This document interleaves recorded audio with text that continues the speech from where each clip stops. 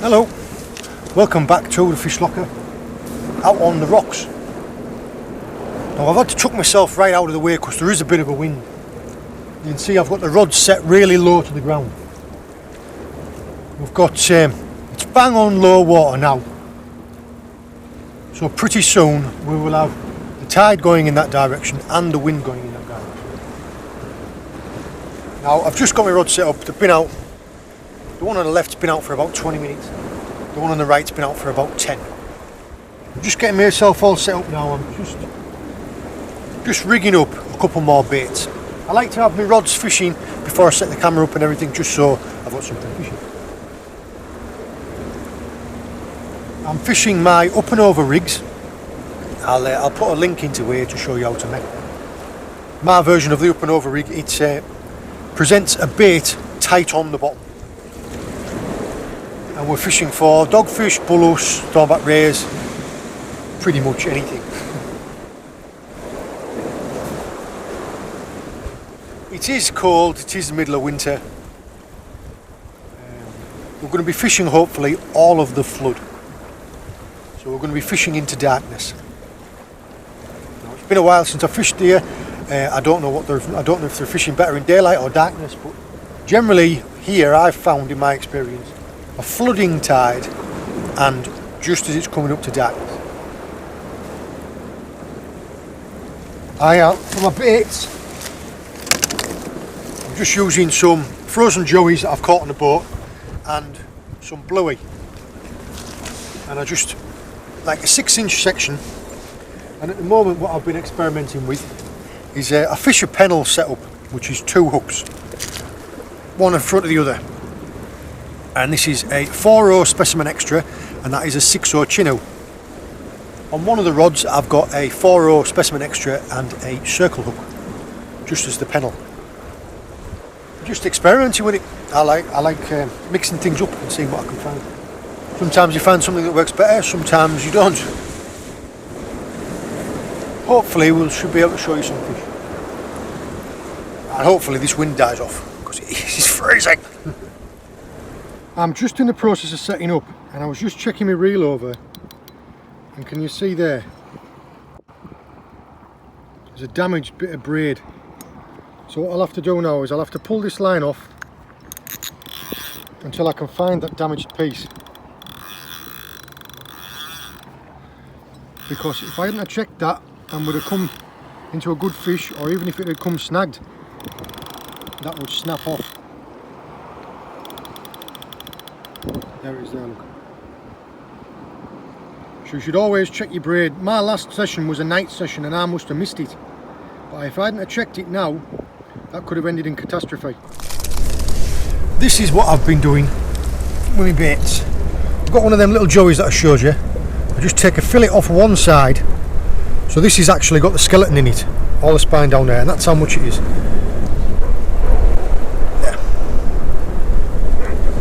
All it is half a joey lashed on to a pennel hook setup with some bait elastic. There are quite a few birds working.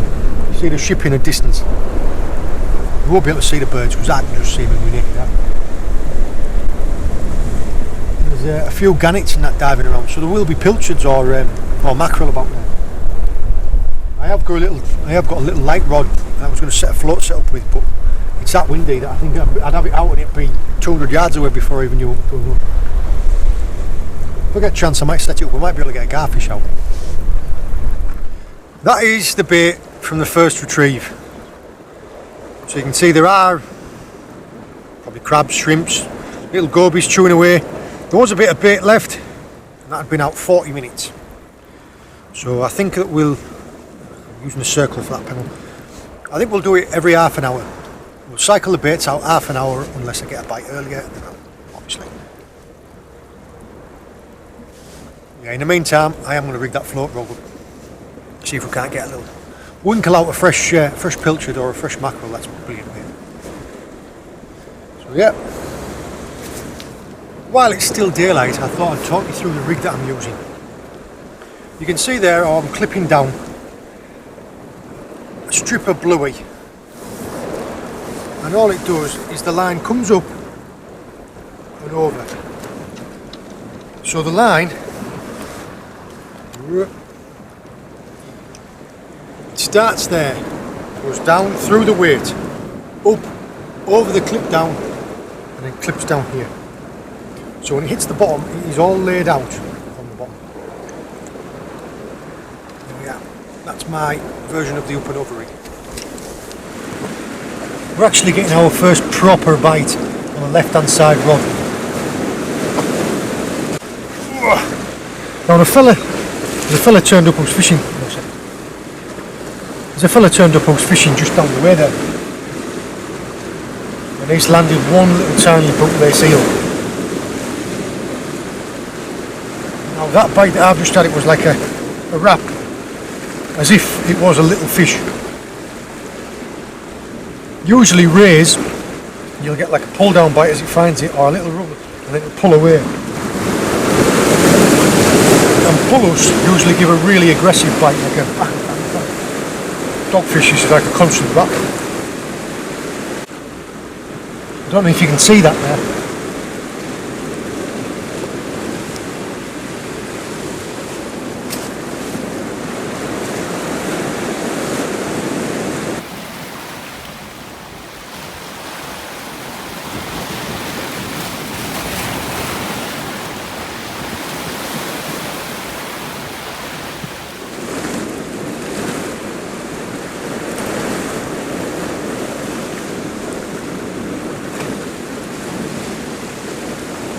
No, there was definitely a fish there, but I reckon it was just a little eel. You can see where the bait's been chewed up, look.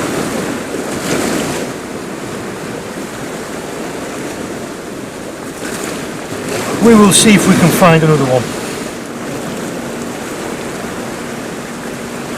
Well, I struck into what was one of those little tiny bites, and this is what it was.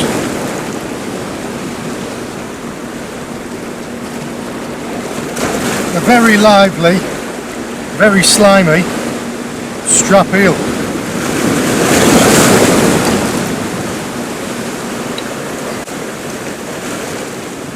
There we go.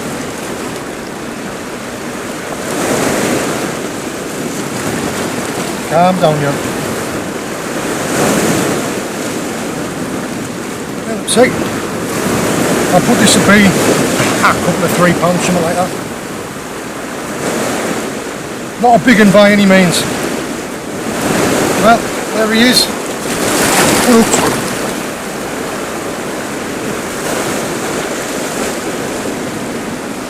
I said that I thought those little rattling bites were little eels, and this is the proof. Let's get back in the water.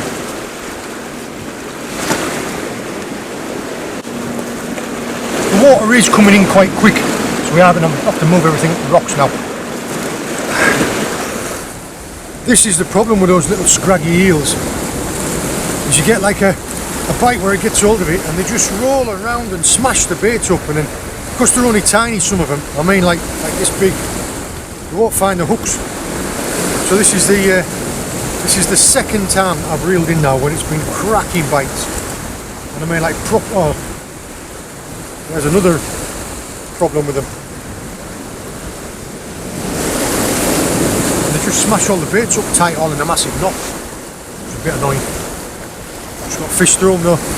I reckon if I scaled down to small hooks, it would just be strap. You know, I was saying that is a strap eel. Just a nightmare. That's the fourth time that's happened now. And the thing is, when they've had one like that, you could have another fish try and take it, and because the hooks are all masked, you miss them. Just annoying, aren't they? That was a nice little surprise. Decent sized whiting.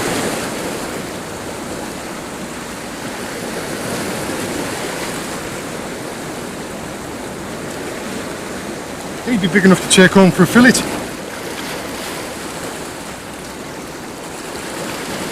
See them teeth on them?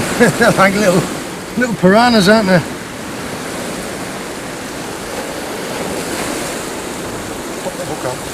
Pop the hook out. I'll put him in the rock pool. keep them alive, and if I catch any more I'll take them home. If I catch 2 or 3 it'd be worth keeping them. There's the bait. There's the fish. If I catch a couple of 3 of them they might be worth taking home and get a couple of fillets off them. But just catch the one I'll let go. It's coming to that time. We're just on high water now, high water slack. And I'm breaking all my rigs down and see, look, just them eels have just tied me up in knots.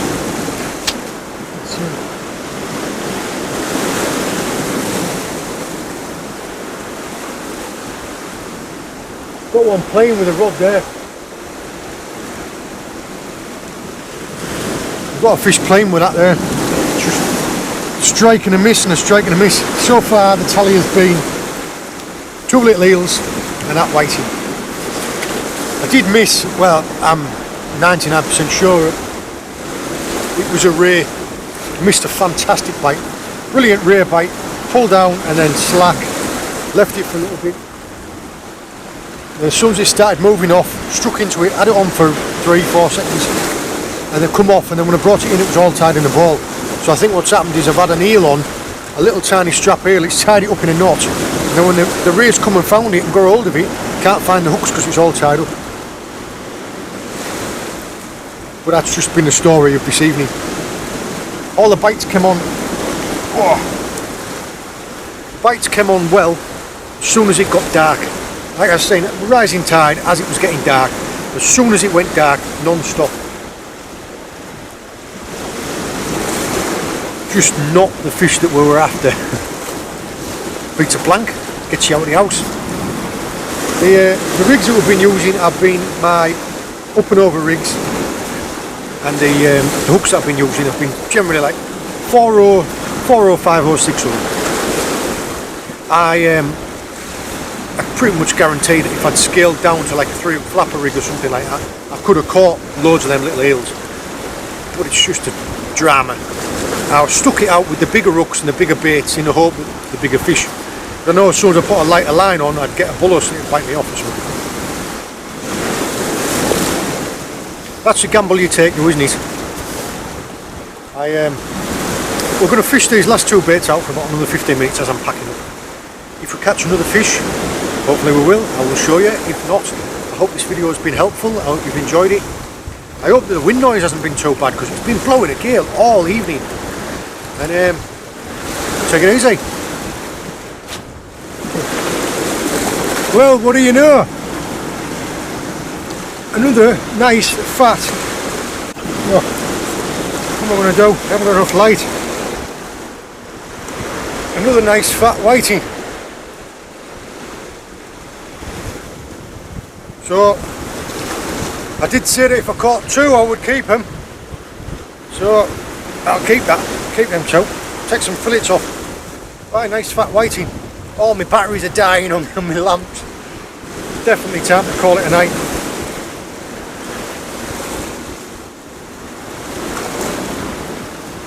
Yeah, I've changed the battery over in the lamp now. Yep.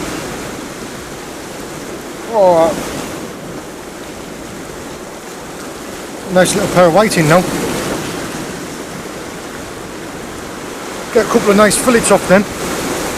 They're just about on the size what I'd take from the shore. I was fishing from the boat, these would be. If they weren't going to be going as bait, these would be going back. From the shore they're not bad for around here.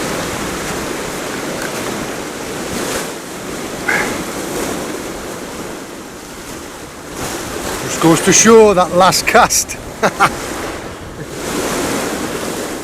And another one. These last 2 casts I've landed 2 fish. Now all I did was when I unhooked that last whiting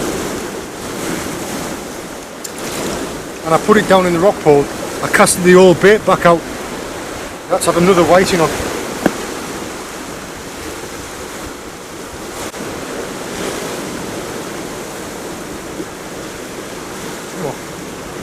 Strange that all these fish have come on just as I was about to leave, so on the just after the top of the flood, which is the opposite of what I expected. I'm not complaining like, but I really am going to have to pack up and go now. There we are. Get her a couple of nice fillets off these three. That'll do nicely. And a little tiny strap to finish. That's the size of the eel that I think's been pestering me all night. Cheeky sod. He hasn't even taken the hook, look. He was just fighting, he was just messing about with the bait, and I struck and just managed to take him.